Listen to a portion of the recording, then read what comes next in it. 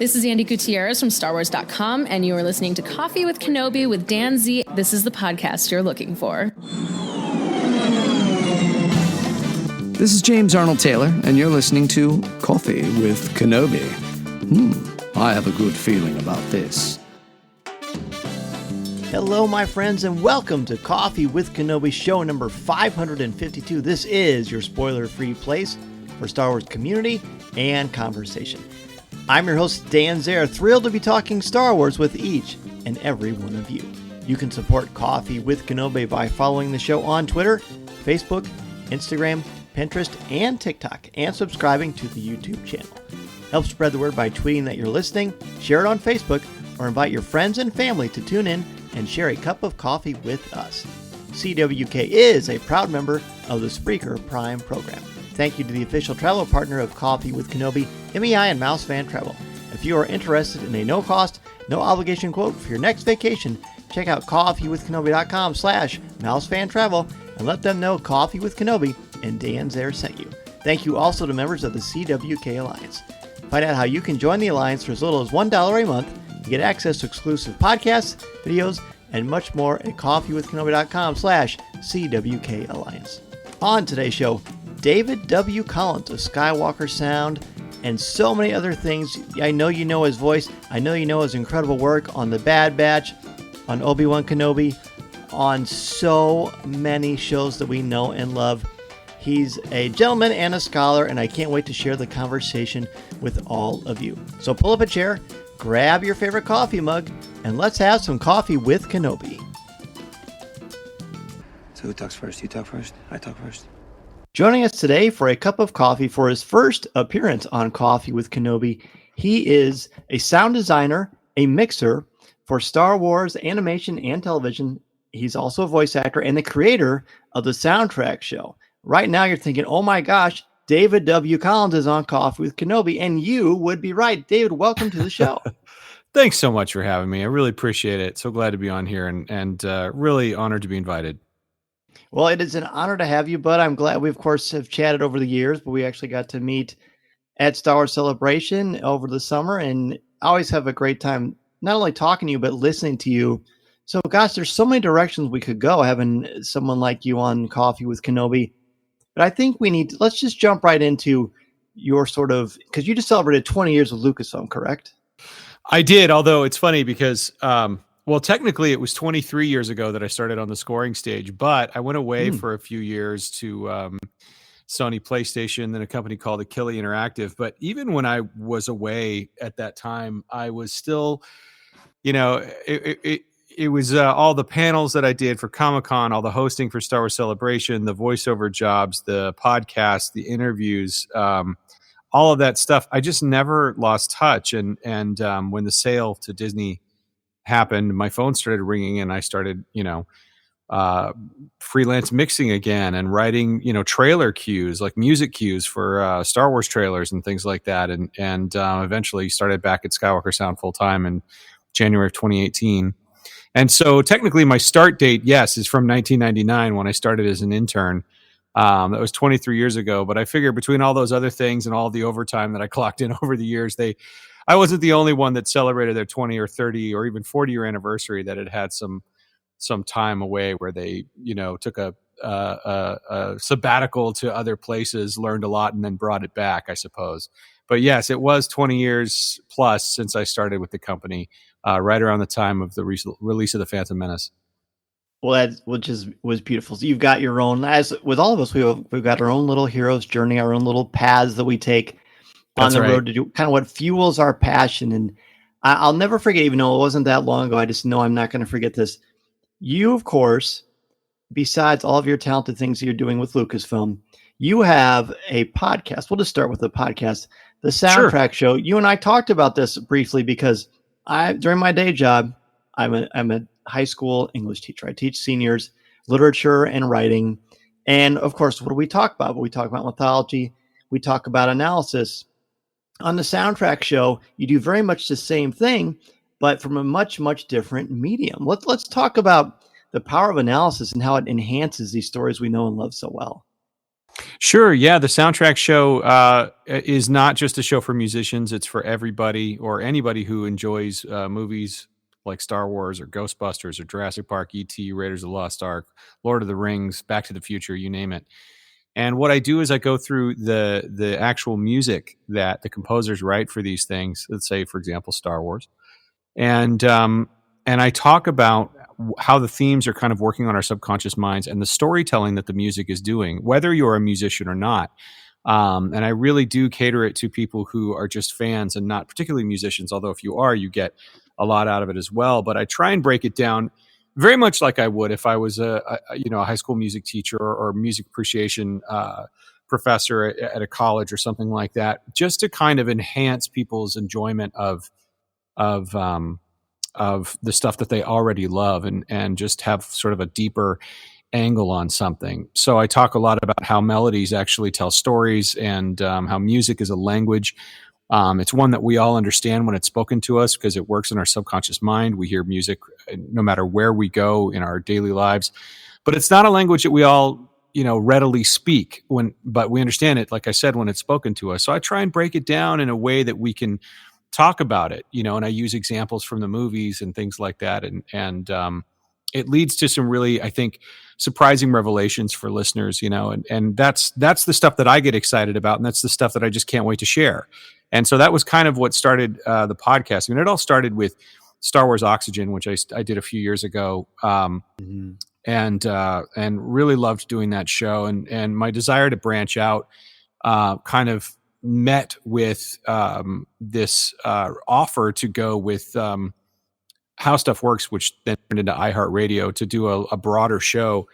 And I called it the Soundtrack Show, and I write it and I produce it. And now I actually own it. iHeart gave it back to me to do what I want to do with it, which is really exciting. However, when someone says, "Hey, do you want to supervise sound design, edit, and mix on Star Wars: The Bad Batch?" That's, to quote John Knoll when he was talking about The Phantom Menace, that's not an offer you just turn down. And so what's happened to me over the last few years, the Soundtrack Show got greenlit at the same time I started back at Skywalker Sound. And so it's been, I'm pretty sure it's been the busiest 4.5 to 5 years of my career, these last 5 years, because just everything's happening all at once. And I can't wait to get back to the Soundtrack Show. I think I have something like 100 something episodes up there, but they're not dated. You can listen to them at any time. They're designed to be what they call evergreen. So you can pick it up at any time and it should still be fresh and exciting. I'm not covering the news or something like that in the soundtrack world. I'm really just talking about Jurassic Park or, really just talking about, what's another example of a movie that I did? Tron, or even video game scores like The Legend of Zelda, that kind of stuff. Or Rocky. I love Rocky. Yeah, that was fantastic. Yeah, I love Rocky. Yeah, Bill Conti's score for Rocky, so good. I also did The Karate Kid, speaking of Bill Conti, and that was really fun. And I have so many more that I want to do. I want to finish out the Lord of the Rings series. I want to do the Star Wars prequels. I want to do films of Kurosawa. I want to do Top Gun. I want to do... there's just, there's so many movies that I would love to do, video games too. And I've been working on one for Hamilton, the Broadway musical, for a long time, and trying to get that going. And, West Side Story is another one. I mean, there's just so many that I would love to do. And we'll eventually get there. James Horner, Jerry Goldsmith, there's just Hans Zimmer. There's just so much still left to do, and I just can't get it out the door fast enough. So I'm hoping that soon I will get back to it.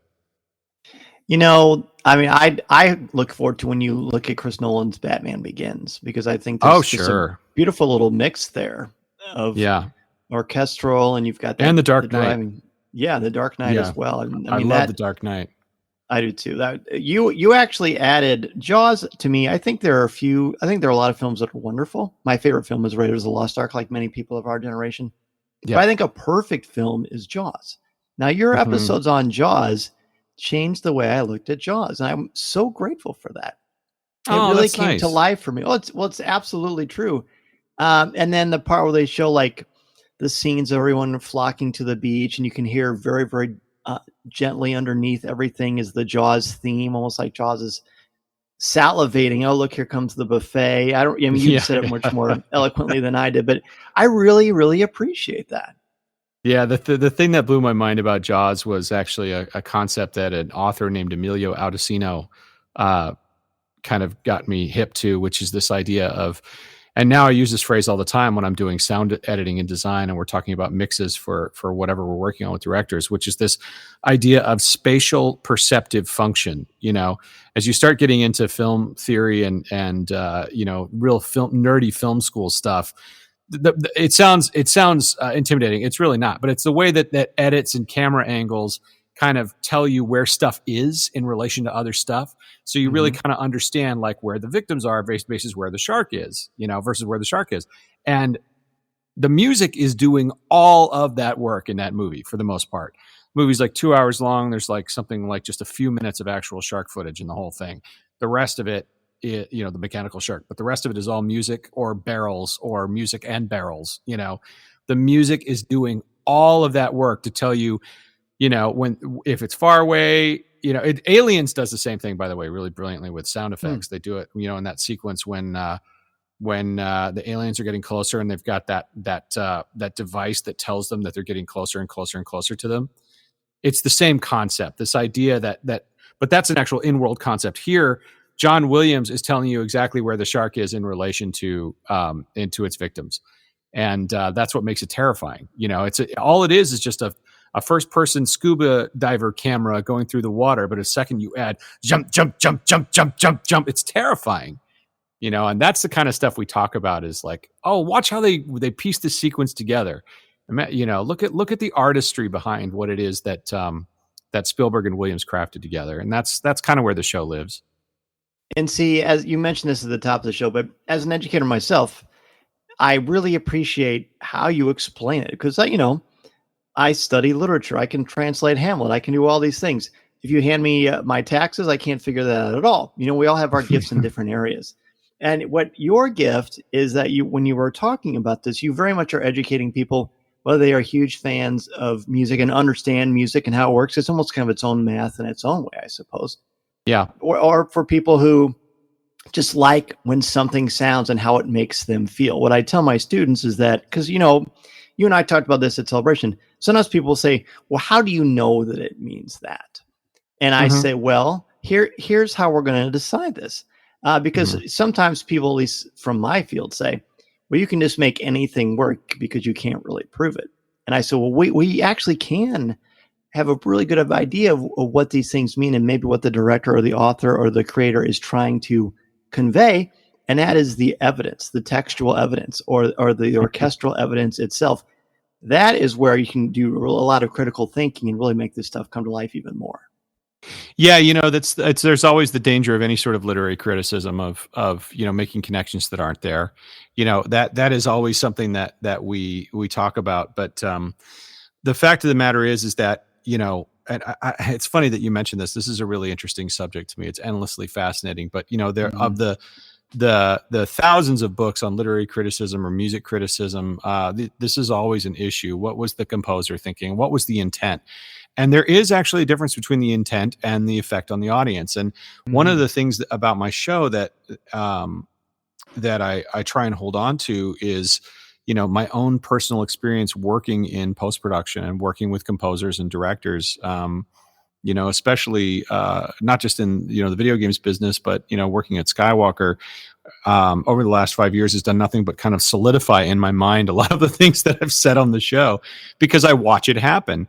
And one of the things you watch happen is an audience reaction to something can sometimes be different than what your creative intent was. And I think that's,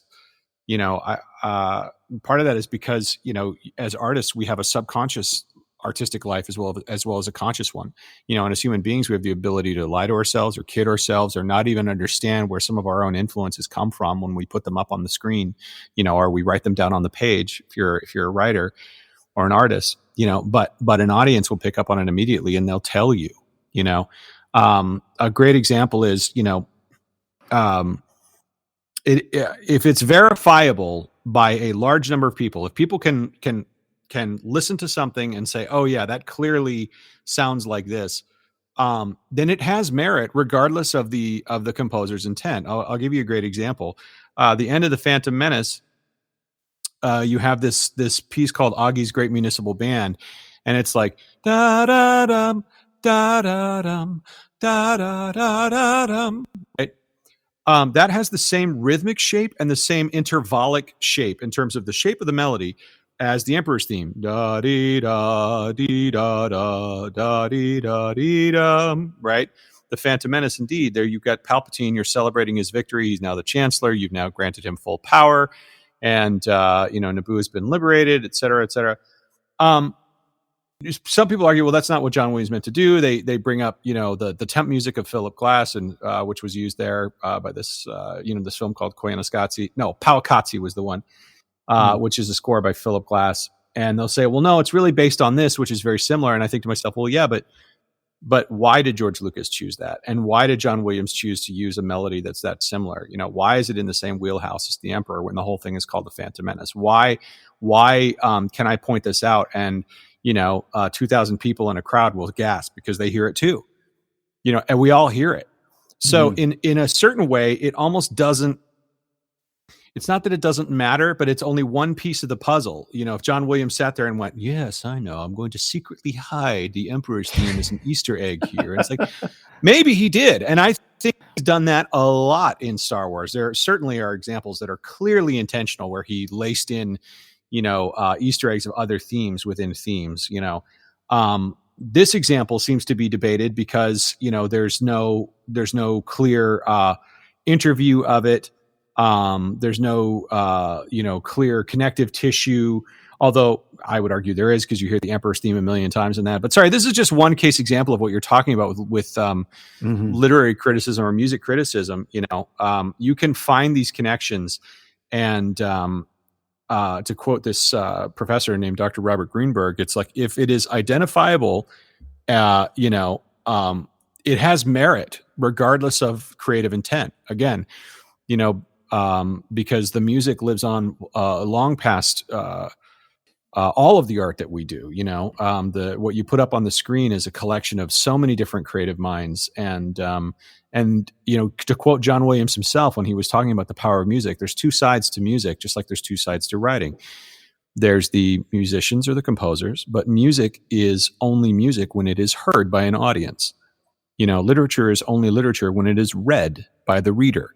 And there is a relationship there, a symbiotic circle. You must understand this. There is a relationship there between, musicians and audience, and writers and readers, and both bring an exchange to the table. And so that's the interesting thing about where literary criticism lives. This is an audience reaction, right? We're reacting as an audience to these things, and all I'm doing is just expanding upon that reaction. And so that is another piece of the puzzle. And oftentimes, I sound like I sound like an overexcited, teacher right now, but hey, you're at the right place. Yeah. Well, I just know that this is what you do, so I just went straight into it. But, we have a subconscious life in the art that we consume. And so do the artists. And it's fun to find these things. It's interesting to make these connections. And to me, when I heard da dee da be da da, I heard the Emperor's theme. And for someone to just say, "Well, you're flat out wrong," okay, but I heard it, and I hear it every single time. So I want to discuss that, right? And I'm not the only one that hears it, especially when I pointed it out. So that has merit, and that merit is what we discuss. I think you've got a graduate thesis here. You legitimately do. What I tell people is, look, this is what I want you to do. I want you to use critical thinking and intellectual honesty to really take an actual observational look at this, because as I said earlier, the proof for me is the text. For what we're talking about here, it's the music itself. You can hear it. It's the notes. You can hear it's the rhythmic shape. It's the intervals. It's the Jungian archetypes that Joseph Campbell talked about that first drew George Lucas into the world of the hero's journey. The hero with 1,000 faces. That there are these certain things that we connect to subconsciously. And it's brilliant and it's fascinating. And what you were doing is illuminating different ways not only to enjoy these stories, but to show us, we're talking about John Williams or George Lucas. We're talking about geniuses. We're talking about actual geniuses who know their craft backwards and forwards. Was everything perfectly intended? Well, isn't that kind of nice not to always know the answer to that? But when you're really good at something, you do things sometimes either purposefully or intuitively. You look at Michael Jordan, for example. That's exactly right. That's what I mean? exactly right. On the basketball court, part of it. absolutely. He's thinking about what he's going to do. He has intent and purpose, but some things just take over. When you've got those kind of talents, then you open. It takes longer to think about it than it does to reflex it. It takes longer to express it. It takes longer to express it than to actually live it. Right, and to not take it at least seriously is almost anti-intellectual. I dare say. Yeah. I love the idea of instinctive writing, and to be honest, I've had this experience so many times where I've placed either as a composer or as someone that's written material for like video games or has done a mix on like Star Wars Resistance or Bad Batch or even Obi-Wan when I mixed on that. And I go and I just kind of look at these forums and I watch YouTube videos and I watch people react in ways that I did not anticipate.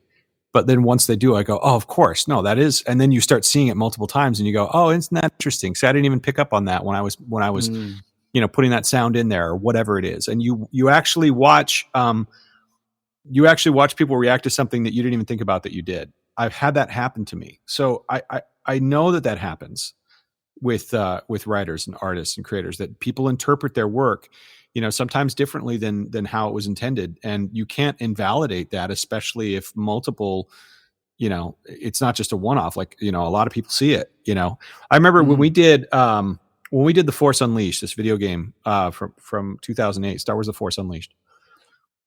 We had this character, Darth Vader's secret apprentice, and he was known as Darth Vader's secret apprentice. And we weren't going to give away his name until later on in the game when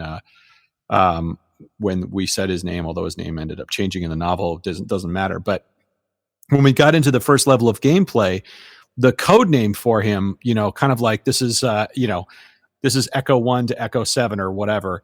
His code name was I can't remember what it was. This is base command to Star Killer. You need to go and find this blah blah. And I thought, oh, Star Killer, what a fun nod to the original script of Star Wars. Good job, Hayden. That's great. When the reviews came out, his name was Star Killer. Everyone just said, oh, his name is Star Killer. But we never, at least I never consciously registered while I was making the game for 2 years that his name or his code name was going to be Star Killer.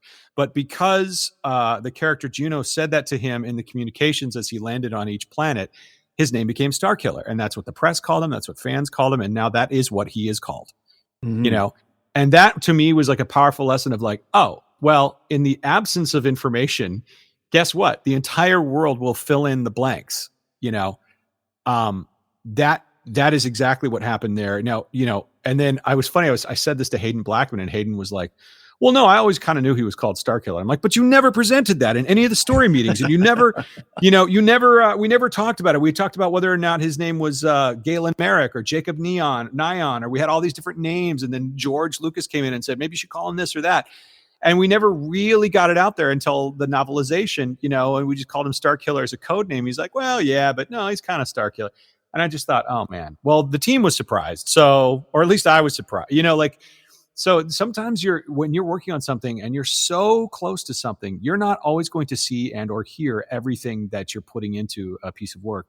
And that's what the audience does. The audience is, it's just like you don't know when you're going to make something that's going to be a huge hit or it's going to be a total flop. Sometimes you think but then things surprise you. Things resonate sometimes in ways that are totally unexpected. Whether it's timing, whether it's something that you're seeing or not seeing, or whether or not everyone's kind of feeling on the same page as whatever it is you're working on. But I know we're waxing philosophical here, very right off the bat. Thanks for everyone who's still sticking with this interview. But yeah, I mean, these things are things that I think about constantly. Most of what I say, just to kind of back up, is usually a quote from the reading that I do, or the interviews that I scour, or the liner notes that I pick up on. Most of the stuff that I talk about, I'm just kind of pointing it out, putting it together, and using a podcast as the perfect medium for a show about music. I play the piano. I do these things to kind of demonstrate all of this information in that medium, because that medium lends itself to listening and to putting various pieces of information together and then giving examples. But a lot of what I say or talk about is absolutely intentional by the composer, absolutely intentional by the director, and I break down theories as to why. And I say, I'm pretty sure it's this because think about the emotional effect it has when you play this clip, and then I'll play a clip from Goonies or whatever. How does that make you feel and why? And how do composers use different modes like major and minor to make you happy or sad? And why are they employing them here? What is it doing to the story? How does it relate to the character arc? These are all of the discussions that we have. It sounds really nerdy. I promise you it's a lot of fun. Like we have a good time. It's really about storytelling, and I try and tell stories about music. That's really, I guess, the secret sauce of the soundtrack show. I don't find it nerdy at all. I find it invigorating and refreshing. And I'm really grateful that next week I go back to school to start my 17th year so I can use some of this, because talk about oxygen. This is the kind of stuff that Coffee with Kenobi listeners love and live for. And I don't need to tell people if you've never listened to the soundtrack show, then obviously now that you need to subscribe, and you've got a wonderful backlog of incredible things that will enhance all these stories. Because as we were saying, stories take on a life of themselves. They're going to hit us in very, very different ways in different places and phases in our lives. That to me is really, really inspiring. Another thing that's inspiring is that for you had, where when you were growing up, like where did you find, like how did you find your steps to where you are right now? Did you study music in school? Did you study sound and sound design, or how did you kind of get to where you are now? That's a great question. So growing up, my older brother played a lot of baseball, a lot of soccer, a lot of basketball. And I did all those things too. That's what everyone did in my hometown. And I was okay, but I wasn't as good as he was. And I remember wanting to stay home from baseball games on weekends so I could watch Return of the Jedi or Empire Strikes Back because it just came out on Showtime, or wanting to stay and tape that Transformers special that was on the air. And I was just obsessed with science fiction and movies and TV shows like He-Man or G.I. Joe or anything to do with fantasy. I'm a kid of the 80s, so all of those movies, the Indiana Jones series and Goonies and Ghostbusters and E.T. and that's another soundtrack show I've been prepping forever and just haven't gotten out the door yet. I hope you do a G.I. Joe one, by the way. I would go wild. G.I. Joe and Transformers. Well, I did Transformers the movie. I did an interview with Vince DiCola, which was really fun. But where was I? Yeah, the inspiration just came. Really, I started doing community theater and musical theater starting around, I guess, third grade. But in the fifth grade, I saw this local children's theater production, and I signed up the following year, and I got involved with this children's theater network. And by the time I was 14, 15 years old, this children's theater network was statewide in the state of California, and they started flying me around to play parts. So because I was, 14, 15-year-old boy that could sing and could dance a little bit and could act, a lot of times they would be like, okay, well, we're doing a production of, I don't know, Oliver in Long Beach, and there's no one to play this male role, and we need someone your age. Can you come down and do it? We'll fly you down. We'll put you in a homestay situation. We'll fly you back. And so by the time I was 14, 15 years old, I was on an amateur level touring with a couple of buddies of mine, and we were going off, I'm flying to San Diego this weekend and we're going to do Grease for the 10th time because I've known this script forever. And by the way, while we're there, we're going to rehearse for You're a Good Man, Charlie Brown, which opens in the spring, and then we'll fly you back, blah, blah, blah. That eventually led to touring in Russia a couple times, going to Paris, all with this children's theater network. And I was doing a lot of community theater. And of course, as a kid, I was obsessed with MTV and rock music. And so I got a drum kit when I was, and I'd been in band before that, but then I got braces. So my trumpet career went down the tubes and I started playing drums. We all rehearsed and I had a band, we actually took it to Elektra Records when I was 16 years old and tried to get a record deal. It didn't work out, but they gave us like a whole bundle of CDs and took us into this room and said, take whatever you want and keep working on your music. And so we did, and we rehearsed over at my garage, which meant that all the guitars and keys and microphones and drums were always left in my garage. So I would sit down there for hours and just pick up every instrument and figure out how to play it. So I play guitar and bass and piano and drums and all that stuff and was obsessed with it. And ultimately, when I got into college, I was a theater and music double major, and I just didn't know which direction I wanted to go. But I was obsessed with Star Wars, and I started really reading a lot about Skywalker Sound. And I decided, I don't know if I'm going to like go to Broadway or whatever, but there's this school called Berklee College of Music in Boston that I've been interested in ever since I was like, 13, 14 years old when I first got a brochure. And I applied and I got in and I did my postgraduate work there. And for whatever reason, because maybe it was because the special editions had just come out and the Phantom Menace and the prequels were coming, I laser focused on Skywalker Sound. And I took I said this to a professor, and I said, I want to work at Skywalker Sound. Can you tell me all the courses I should take in order to gear towards that? And I had been scouring early internet days, like scouring the website about internships there, and I applied.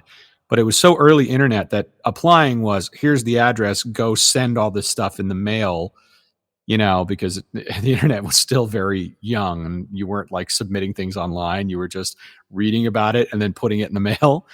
And I, through many twists of fate, it's a much longer story, got my internship in 1999 and worked on the scoring stage there for about a year, and then started at LucasArts full time as things were kind of slowing down at Skywalker at that time. LucasArts there was more work than I could possibly handle. And the PlayStation 2 came out that first year that I was there. And it was this kind of perfect blend of my love of Star Wars, my love of movies, my love of music, my love of voiceover and acting. And that's really where the voiceover started, because the theater major in me came out. That first year I was there would be this email coming out that would go out from the voice department saying, hey, the designers want to record some scratch dialogue for this game. If you're interested in coming up and recording some scratch, which basically means, temporary dialogue so they can try out the lines in the game and place them in the game. Come on up to the booth at this time. And I did. I jumped at it. And a few years later, they used some of my recordings in Knights of the Old Republic and a couple of other games. And because they did that, they had to Taft-Hartley me into the union. And one of the producers there said, hey, this is really good. I heard you did this. My wife is an agent. When you're ready, put together a demo. And so I did. Took me like a year. Anyway, long story short, by 2005, I had an agent in San Francisco, and I was auditioning and doing all kinds of stuff while I was still working at LucasArts. And then my voice was going into almost every game we shipped, because it was like, there's this other tutorial we need to do. Dave, Star Wars Battlefront, the original from 2004. We had a tutorial right before we shipped. David, can you do an Imperial officer? Sure. All right, get in the booth. And capturing command post, a primary objective, like that stuff. So like, those were like my first voiceover gigs professionally, it just seemed like this perfect, blend of all my interests. And I just attacked it. I mean, I really did. I worked so hard, and I made dozens of Star Wars games in the, decade plus that I was there. That's kind of how it all started. Long story short, sorry, I just kind of babbled, but you find who you are as a young person, almost by process of elimination, and you just listen to that inner voice. And I was lucky enough to have some really good experiences and some very supportive parents. And found my, it's like, did you see the ILM documentary that just came out? Oh, yes. When they're like, I found my people, Mm-hmm. I found my crew, I found where I belong. That's exactly how I felt. It's exactly how I felt, and when you listen to that voice inside, if you listen to that voice in you, and you just know when you're doing what it is that you want to be doing. And that's I was lucky enough to have that happen. Stephen Covey has this great book, Now Know Your Strengths. Because I worked when I was growing up. I very much, I of course love Star Wars. Like I said, I think we're very much of a similar age bracket there. And I just kept saying, I eventually stopped finding reasons why I shouldn't do something, and I only started looking for reasons why I should. And once you commit to that, now know your strengths, then doors start to open up for you, and opportunities start to open up for you. Once you are honest with yourself about where your strengths are, where your passions are, and good things happen. So I really appreciate you sharing this because I find it quite inspiring. Oh, that's nice. Yeah, Stephen Covey. I read. I think I read in college. 7 Habits of Highly Effective People. I think that was Stephen Covey as well. That's it. That's where that quote comes from. Yeah. And yeah, it's really true that the line that George Lucas has about your focus determines your reality is just so true. I mean, he's putting all of these he's putting all of this wisdom in his script all the time. When I was mixing Star Wars Resistance and I was up at the ranch, this must have been 2018. And Lucasfilm was doing this sort of like Lucasfilm Heritage screening series. And Ron Howard was in the building mixing Solo while I was mixing Resistance. And they decided to do an American Graffiti screening. And I, of course, went to it. It was there at the Stag Theater in the ranch. And they had all this memorabilia up, and they had this whole party. And then afterwards, they did a Q&A with Ron Howard and George Lucas, just for Sky Sound and Lucasfilm employees. I was like dying. Wow. It was just so amazing.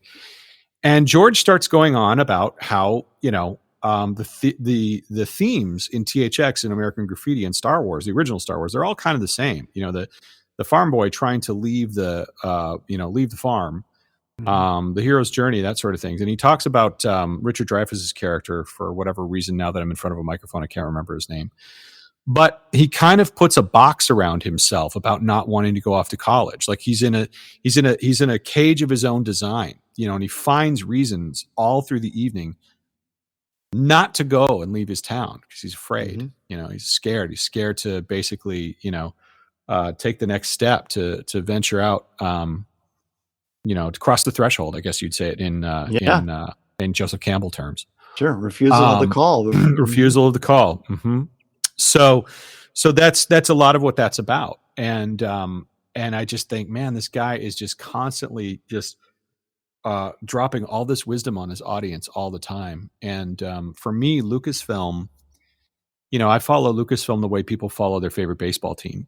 I always have, even the movies that aren't that popular, I've seen multiple times, there's just something about that company that I follow, like it's my favorite TV show or my favorite, like it's the San Francisco Giants or something. Like I just follow them all the time because I believe in George Lucas and his messages all the time. And I remember, sitting in a theater seeing Titanic, sitting in a theater watching Saving Private Ryan, sitting in a theater watching Jurassic Park, Lost World, Terminator 2, all these movies, and just going, wow, this is all ILM and Skywalker Sound. This is all Ben Burt, Gary Rydstrom, Dennis Murin, all of these artists working for George Lucas. This seems to be where all of the innovation is, and there's a permanence to that art. Like the art lasts. I'm still looking at something from 1977, and here I am in my 20s watching something that came out when I was 2. I want to be a part of that. I don't know how to be a part of that, but I want to be a part of that, and I know what my interests are. And everything about positive thinking in terms of where could my skill set complement this group, vocation is defined as, where your greatest strength meets the world's greatest needs, something like that. I'm paraphrasing terribly, but that's really what I was trying to find is in that, again, crossing the threshold from college or being a young person into being, an adult. I wanted to use my skills and my passion in a way that was useful. I wanted to be useful. And I was lucky enough to find it. And it didn't work out the way I thought it was going to work out. I mean, I was at Skywalker Sound and I could not get more hours to save my life. And then I went off and I interned in another studio, and that was kind of a bust. And then I went off and played in this band, and that was kind of a bust. And I was like, man, the door doesn't seem to be opening for me here. I don't know why. And I made the decision to leave Skywalker to go to LucasArts, which is, a big deal because Skywalker is like, I mean, they're mixing, while I was there working on whatever I was working on, they were mixing Galaxy Quest, and they were mixing Jurassic Park 3, and they were mixing, we were doing foreign versions of the Phantom Menace and getting ready to do AI and Harry Potter and like all this other stuff. And I made the decision to leave. And I love video games and I loved LucasArts, and so I was excited about it, but I had to pivot. I guess that's the point, is that, I just jumped through whatever window opened, and just trusted that it was right, because I needed to keep moving forward and finding what it is that I'm supposed to do. And when you're in the middle of it, you just don't know. You just have to kind of go with your gut. And certainly there are practical reasons. I wanted to, have money and be able to pay for my car and my rent and my phone. And, and as an intern, I couldn't really do those things. So there are practical considerations as well, but all of those lead you to these choices. And so I just took a leap of faith that, I know I'm leaving Skywalker Ranch to go to the games group, but I had such a good interview with them and I had such a good feeling. And I said, I know that this is like a bold move, because I'd never worked on a video game in my life, Right. This is a bold move, and I did it, and it worked out, and I took a crash course, and I worked as I went, and I locked myself in my little sound office there and figured it out. But I was scared. I was really scared. And, Sure. That's natural. It's a natural, normal thing. Let's go ahead and take a quick break, and we return with more from David W. Collins. I'm Dan Zehr, and you're listening to Coffee with Kenobi. This is Vanessa Marshall, and you're listening to Coffee with Kenobi.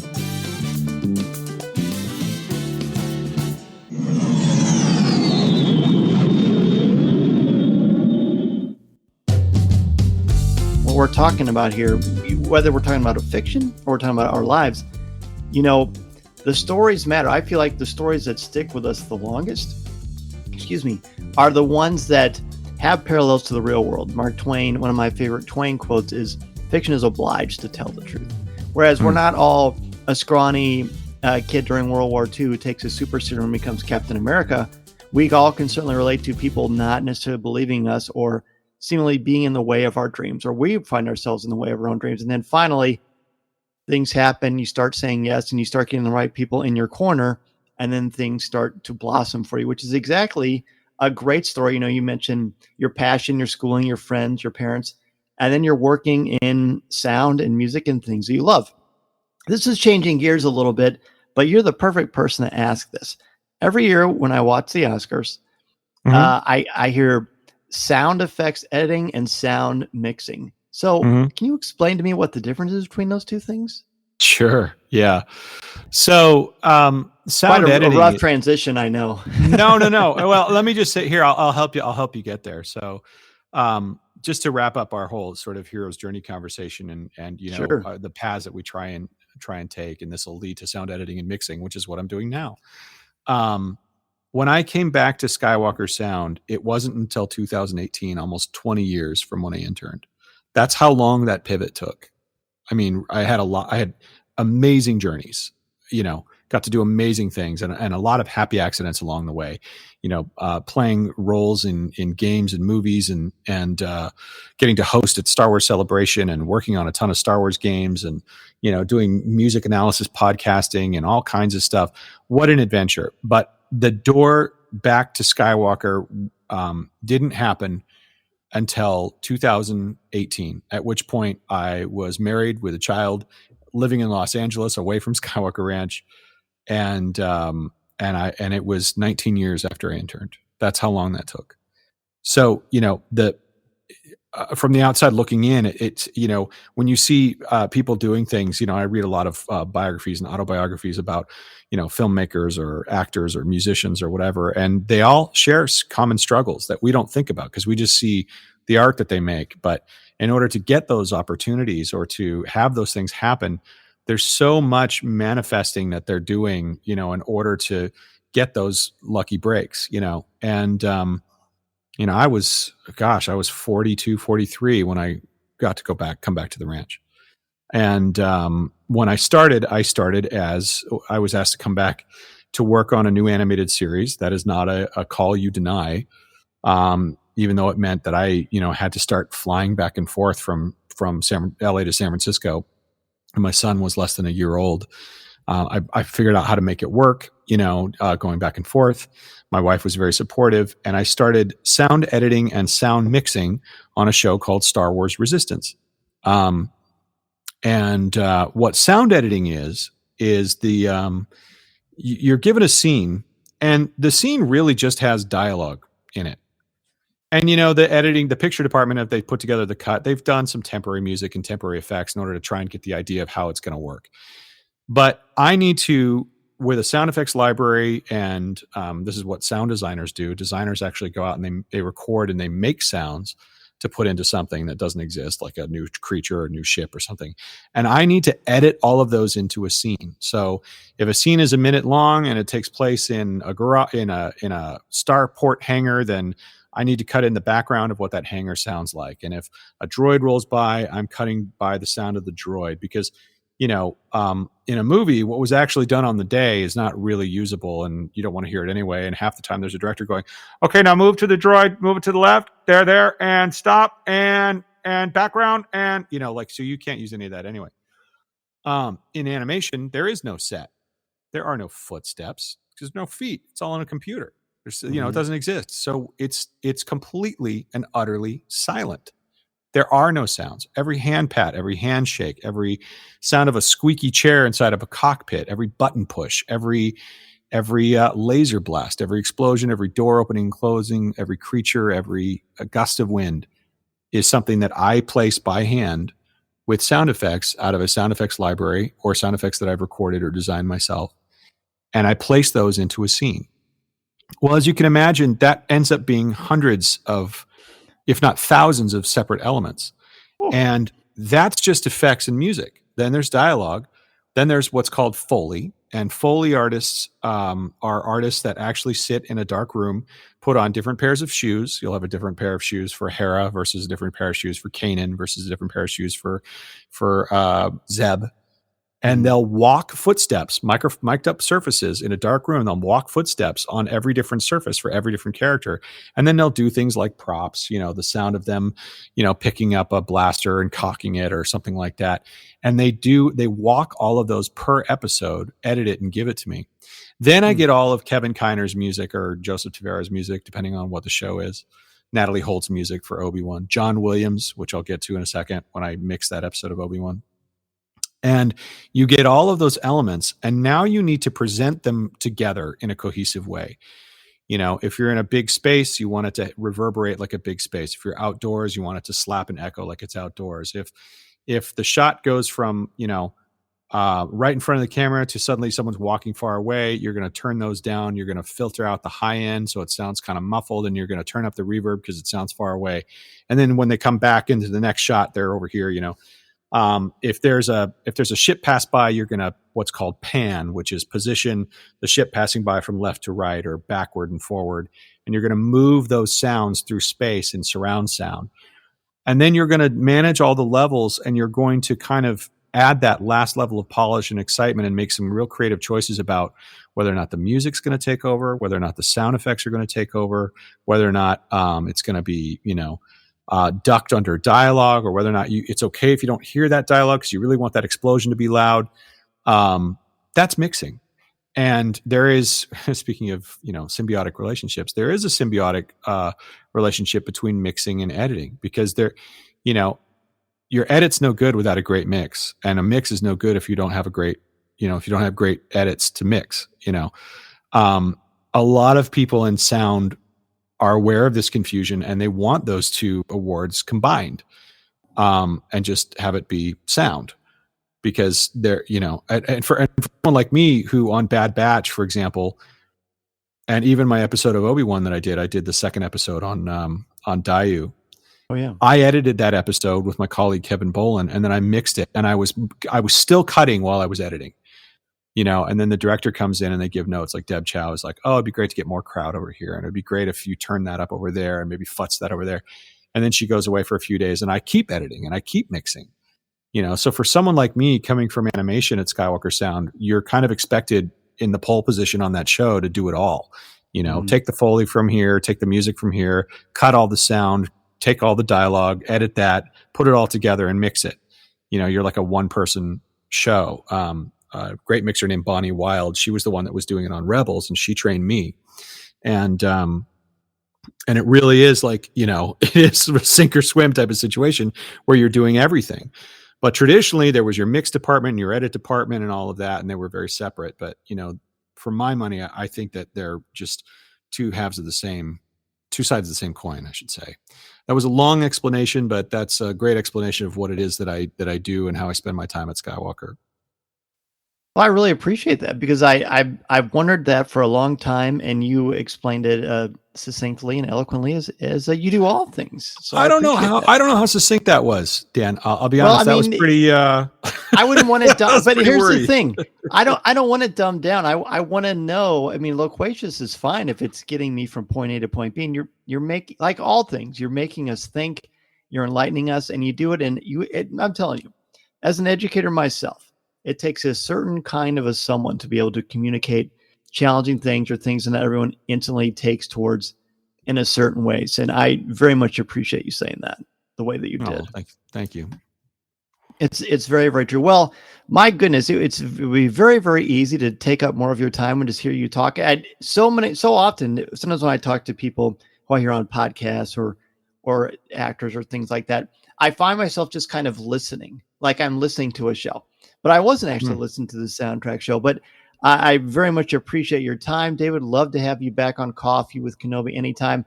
All the work you're doing is magnificent. You're adding so much to the Bad Batch, to Obi-Wan, to everything in Star Wars. I really, really appreciate what you bring into the world of Lucasfilm, my friend. Thank you so much. Oh, thank you. I really appreciate it. And thanks for the invitation. It's always fun to come out and chat about these things. And thanks for listening. Thanks to all of your listeners. And if I may, I wanted to just kind of update you on a couple of things before I go. Please. And I'd love to have you share where people can reach out to you if they want to ask you anything or just say hello as well. Great. Yeah. I mean, the easiest way to find me is on Twitter or Instagram at David W. Collins. Please reach out and say hello. I love having conversations there. The soundtrack show is more of it is coming. You can find it wherever you download podcasts, Spotify, Apple, whatever. For me right now, just wanted to give your listeners a couple of little things that I'm working on. As a voiceover artist, I love doing all the, I've done Mandalorian and movies and little voices here and there. Some of my biggest parts, if you're a fan of anime, I did a show called One Punch Man. I did a thing called Sword Art Online Alicization, where I played this character Kayaba that created this video game world. I'm the dad in Boss Baby, not the new one, but the 4 seasons of the one that came out, Voltron, right. Some other stuff. But I have a lot of really exciting stuff coming up. And one of the biggest things that I'm working on right now is actually the Disney Plus series Willow. And I'm the supervising sound editor and the ADR supervisor, meaning I'm kind of re-recording actors when we need to for script additions or to replace noisy lines on set if there's like a wind or rain machine, etc. And that's the showrunner on that is John Kasdan. That's just been that is the joy of my life right now, is working on that series. It's so fun because I remember so clearly seeing it in the theaters when I was 12. Tales of the Jedi, Lego Star Wars Summer Vacation, and of course, season 2 of Star Wars: The Bad Batch. These are all things that I've just been pouring myself into. It's why I haven't gotten more soundtrack show episodes out the door.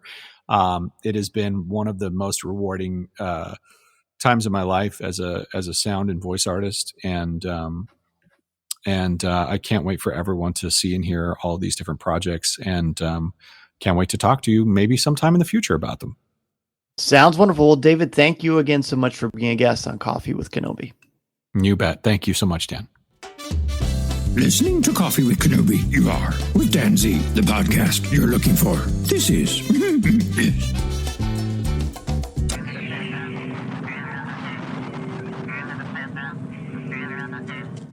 A huge thank you to David W. Collins for his wonderful guest appearance here on Coffee with Kenobi. I also want to thank each and every one of you for listening every week and for letting everybody know about not only the show, but Facebook Live. I also want to thank the official travel partner of Coffee with Kenobi, MEI and Mouse Fan Travel. If you want a no-cost, no-obligation quote and a way to plan your magical vacation and support me and Coffee with Kenobi in the process, go to coffeewithkenobi.com/mousefantravel. They can help you get to the Galactic Star Cruiser, Galaxy's Edge, the theme parks, the cruise lines, or Star Wars Celebration next year in London.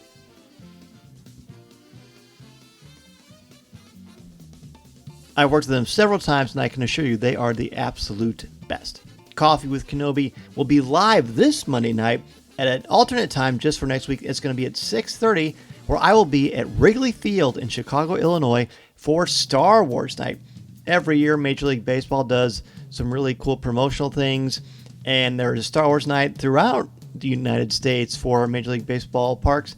And Wrigley Field, of course, is one of the oldest, and of course, to me, the most iconic, because I'm a Cubs fan. I'm not sure if that's a good or bad thing, but that's the way it is. So join me on Monday night at 6:30 p.m. Central Standard Time, and I will give you a tour of Wrigley Field and show you all the cool Star Wars things happening at the ballpark.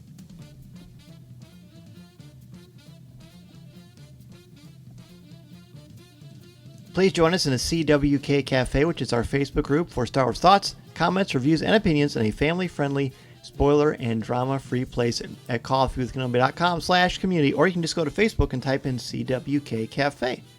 Coffee with Kenobi is possible because of the members of the CWK Alliance. Thanks to you, the podcast, Facebook Live, event coverage, and so much more comes to life. Find out how you can help the show for as little as $1 a month by joining the CWK Alliance, and you will receive access to CWK Pour-Over, an exclusive weekly audio and video podcast not heard anywhere else at coffeewithkenobi.com/CWK Alliance. And 10% of your monthly contributions go directly to the St. Jude Children's Hospital. Coffeewithkenobi.com is your place for Star Wars news, announcements, reviews, videos, and so much more. You can absolutely email me, Dan Z, at coffeewithkenobi.com. Connect with me on Twitter at Mr. Zehr, MRZEHR, or on Instagram, Dan Zehr, CWK. Coffee with Kenobi is all over social media, including Twitter, Instagram, Pinterest, and TikTok. Give the show a like on Facebook at facebook.com/coffeewithkenobi, or subscribe to Coffee with Kenobi's YouTube channel. Please take a couple of minutes to rate and review the show on iTunes, Google Podcasts, or Spotify. And if you like the logo that Corey designed for Coffee with Kenobi, go to coffeewithkenobi.com/shop for t-shirts, hoodies, phone cases, and so much more. If you are starting a podcast or a blog and want to expand your brand, danzmedia.com is where you can go and chat with me and make an appointment to get that process started. I'm also available to come to your school, conference, business, or organization to talk about how to tap into your strengths and help you bring out your very best. Thanks again for joining me this week. We will see you next Monday night at 6:30 p.m. Central Standard Time for Facebook Live from Wrigley Field in Chicago, Illinois for Star Wars Night. Thanks again, everybody, and remember, this is the podcast you're looking for. This podcast is not endorsed by the Walt Disney Company or Lucasfilm Limited. It is intended for entertainment and informational purposes only. The official Star Wars website can be found at www.starwars.com. Star Wars, all names, sounds, and any other Star Wars-related items are registered trademarks and or copyrights of Disney and their respective trademark and copyright holders. All original content of this podcast is the intellectual property of Coffee with Kenobi unless otherwise indicated. This is the podcast you're looking for. There's no one here. Move along.